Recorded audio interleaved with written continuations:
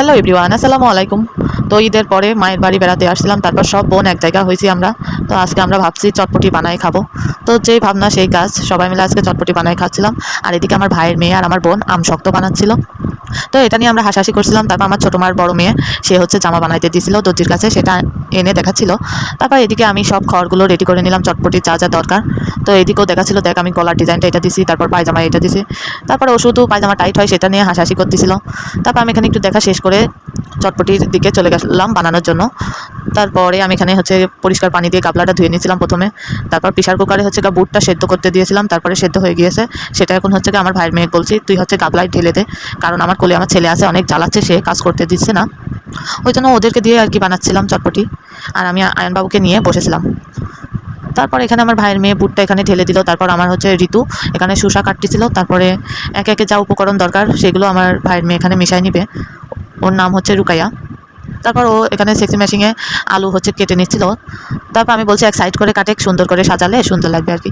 তো সেই মতো কাটতেছিল। তা আমি বলছি বড় এইটাই কাটে, ভালো হবে, তাড়াতাড়ি হবে। তারপরে আলু হচ্ছে ও সেক্সি করে নিল।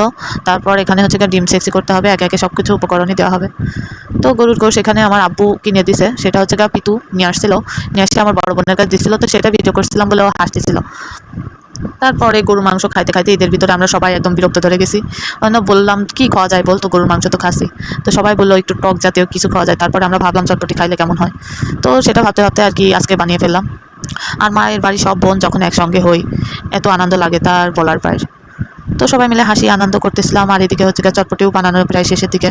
তারপর এখানে হচ্ছে শসা কেটে রাখছিল, তারপর সেটা এখানে দিয়ে দিল। দেওয়ার পরে সবটুকুই ঢেলে দিছে। তারপরে ভাজা প্যাকেটে ভাজা আনছিল, ওইটা ঢালি দিছিল। দেওয়ার পরে আর যেগুলো দরকার ছিল একে একে দিয়ে দিছিল। আজকে চটপটিটা অনেক মজা হয়েছে। আর সবাই মিলে যদি যে কোনো খাবার খাওয়া যায় না, এত মজা লাগে তার বলার বাইরে। তারপর এদিকে আমি আমার ছোটো বোনের সঙ্গে ইয়ার্কি মারতেছিলাম, দেখ তোর বন্ধু চলে আসছে চটপটি খাওয়ার জন্য। তো সেটার জন্যও হাসতেছিল। আর এদিকে আমার আয়নবাবু আমার কোলে বসেছিল, সে এগুলো দেখে তো খুবই আনন্দ পাচ্ছে। সে খাইতেই পারবে না, শুধু দেখতেই হবে তার। তারপর এখানে চটপটি বানানো প্রায় শেষের দিকে। ও লেবুটা এখানে দিয়েছে, আমি বলছি এখানে দিস না, মাঝখানে দিয়ে ভালো লাগবে। তারপর দেওয়া শেষ করার পরে লেবুটা চিপি দিয়েছিল। দেওয়ার পর এখানে হচ্ছে চটপটিটা মাখাই নিচ্ছিল।